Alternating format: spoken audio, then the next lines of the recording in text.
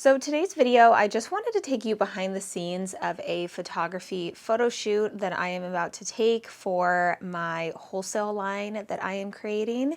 And I just got everything set up and I figured why not take you behind the scenes to show you everything. So this is the setup that I am doing today. Now, sometimes I do go on my balcony because the lighting on my balcony is actually really good, but it is about 100 degrees outside and it's very windy. I don't even know if you can see all the trees moving out there, but it's very windy, which makes it very difficult when you are trying to light wicks and having to fight the wind, which I've had to do many times before.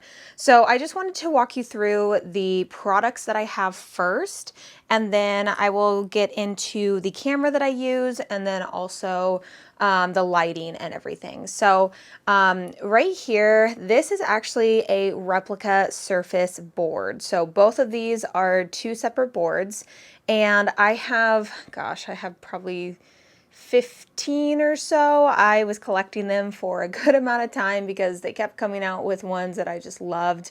This kitchenscape is probably one of my absolute favorite ones because living in an apartment, it doesn't really give me a very good background for product photography. So as much as I want to take really nice photos, it was very difficult for the longest time until replica surfaces was a thing and I started getting these boards and it completely changed everything. So this one right here is just the marble one. I feel like I use this setup all the time for photos. I do kind of reuse these a lot, but it's just because I really like this combination. So we have the kitchenscape up there and then we have the marbled right there. Now this, what it's sitting on is actually the studio. So the replica surfaces studio. And what this allows you to do is actually be able to put the boards up, and you're able to actually put boards up on this side as well as this side. And if it wasn't for the studio, let me pull out these little devices. If it wasn't for this studio setup, I would actually use those to hook together the two boards, and then I'd have to put it on a table. So you don't need the studio in order to use the boards, but I was able to get the studio. I believe they actually I think Replica Services sent me this a little while ago, and it has been the most amazing thing. Super grateful for that. I am an affiliate with Replica Services, but I genuinely just really love the product. All of the boards I've paid for with my own money, but they did send me the studio, I want to say maybe like a year ago or almost a year ago, can't remember. But if you don't have the studio, you can just use the little side pieces that you can hook the boards together and then put on a table, and it's totally fine. So the biggest thing that I always think of when I am wanting to get set up for product photography is I have to think about the lighting. So right now in the middle of summer, it is about 3:30, close to 4 o'clock in the afternoon right now.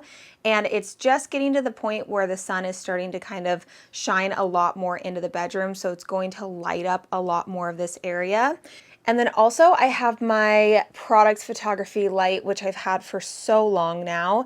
And I'll just show you what it looks like if this was not on. Let me turn this off. So as you can see, it's just the lighting coming through the window right there. And I have taken pictures like this, and it actually gave a very unique kind of ambiance and more maybe like a fall scent, like a cozy, warm vibe. So playing around with the lighting when it comes to product photography is really the best way to get the kind of vibe that you're looking for. But by adding this light back in, it really just kind of brightens everything up and then gives me more of that kind of natural light vibe that I typically look for in most of my photo shoots. The camera that I use for product photography is the one that I'm filming with right now, so I can't really show that in this video, but it's a Canon EOS M50. It's a mirrorless camera. I've had it for quite a while now. I got started just doing YouTube videos with it, and then I got some new lenses and was able to start doing a lot better product photography with it. So the lens that I am filming with right now is a 22 millimeter, and the one that you're looking at is a 50 millimeter. So So the 50mm actually has an f-stop of 1.8, and basically what that means is that it's able to open up a lot more and let in a lot more light. So that essentially just means that you're able to bring in a lot more light and brighten up the image, and just you have a lot more control over the photo. So what you're looking at right now, the f-stop is at 2.8. So you can see that the image in the front is very crisp and clear, and then the background is very, blurry. And that was always the look that I was wanting to go for with product photography, but I just didn't understand how to get that. And it's all about the lens and how low the f-stop can go. It gives you more variety with how much light can be let in, and basically how blurry the background can be. But I do want to preface, I'm not a professional with this. This is just everything that I've learned through both experience and also with a lot of research on YouTube. So this is the lens that I'm going to use. And then what I'm also going to be doing is I will probably set up my camera right here on this tripod while I'm getting some of my photography supplies set up, and just kind of show you how I'm going to get it set up on this setup that I have going on. So I have these linen cloths that I use a lot for product photography, and I've learned over the years that I like to just keep everything as simple as possible. So I'm going to bring those out, and then I'm also going to maybe add some height. So what I'm basically trying to do is just create some extra product photos that I can use for my wholesale photos. So right now I'm getting everything set up on Fair, but I also have my wholesale website as well. So I'm wanting to have just extra photos there. So I'm thinking about just having the different colors here. So I'm trying to get a top view right here of maybe the candle from above, just to get some different angles. And the reason why the candle has no label on it right now is so that I can use it for any scent. So I have the main photo on my wholesale platforms of what the label looks like in that main photo. But in order to save time on having to create a mock-up for all of these different angles of the candle, I'm hoping that I'll be able to just take couple different angles of the camera, or I'm sorry, of the candle on, maybe from above, a little bit differently from the side, and just to have, a couple different angles for the customer to be able to see what the candle looks like. So I am going to see if I have any lids to this candle. I think I do. So here's the black metal lid. I don't know if I'm going to like this. Product photography is all about setting things up and moving things around if you don't like it. And that just keeps moving. So that might not work, or I may need to do something different with it. I don't know. Sometimes I can't tell. Oh, I know I'm not gonna like that. Sometimes I can't tell if I'm gonna like it or not until I actually look through the lens. So the way that it's gonna look through the lens versus what you're seeing right now is gonna look different. So what I'm actually gonna do is I'm going to switch over to the 50mm lens, and then I'm going to record a little bit through the lens so you can see how different it looks. So I haven't moved the camera at all. I just put on the 50mm lens, and this is now what it looks like. So this to me is actually a little bit too bright. So what I'm going to do is I'm going to take down the ISO all the way down, because you can always add a little bit more light into it. You can't take away that exposure. So I'm going to take that down just a little bit, and then take this, let me see. So let me actually just show you what I mean by the f-stop. So this is me putting the f-stop all the way to 1.8. So you can see nothing changed in the room. I didn't change the lighting. I didn't obviously change the lighting outside in the window, but there's so much more light on the actual image because the camera lens is opening itself up. So when I put the f-stop up more, you can tell that the further, the higher it goes, the darker the image gets. So it's at 4.0 right now. So I'm going to take this down to about 2.5 and see how this looks. And again, there have been times where I have actually made the image a little bit too dark while I was taking photos, and I really had to work on trying to pull the light out in the editing.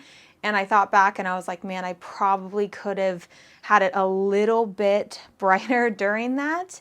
But again, it's all a learning process. When I'm taking product photos, it's a lot of adjusting, a lot of trying to figure things out, moving things around, and just trying to do the best that I can with the lighting and, you know, the equipment that I have. So what I'm going to do now is I'm going to get the lighter. I'm going to light the candle and then try to get some photos up above. So let me actually take this off because I am wanting to do something maybe sort of like this, but I really am trying to see if I even like that. I kind of like it, but sometimes it's hard to tell until I get to the actual editing part. And I need to make sure that it is a clear, crisp image. So it's on manual right now. So as you can see, that made it much more blurry versus that made it a lot more crisp and you can see exactly what it is.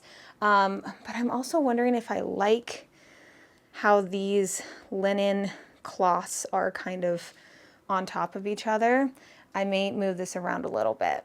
So I just went through and took a couple photos. I'll go ahead and post them up here if I have them edited while I'm also editing this video so you can see. But I went through a couple different transitions. I tried to change up the board in the back to just be a plain white background. I tried to bring a plant over to see if I like that. I didn't like anything. And then I also ended up bringing back this color instead of the green one. I really love the green color, but there's a couple reasons why I brought that back. And I think that's just, it's more of the look that I'm going for these photos. And also it matches with the other product photography that I've already done. So it's just a matter of changing things around, getting different angles, trying to get that figured out. So with this, I just really wanted to get a photo of just a blank candle on its own, lit from the top, and then also with the lid on as well, so that the customer is able to see what the candle looks like with just the lid on. And before I end today's video, because this is pretty much just kind of how I have everything set up, talking about the lighting, talking about everything that I use. And then I'm just gonna go through and take a couple more pictures of some other products that I have for the wholesale website.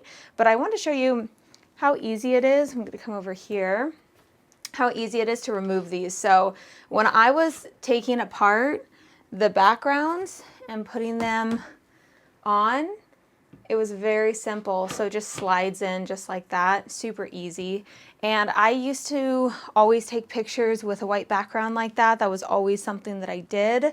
And now that there's all these different really cool kind of you know, boards that make it look like you're in, like the product is actually in that room, it changed everything for me. So I really hope that you enjoyed today's behind the scenes photography video. If you did, make sure to leave this video a big thumbs up, as well as subscribe to the channel if you haven't already. Also, don't forget to follow me over on Instagram at Memory Box Candle Co. And I will see you, that was bad, you in the next video.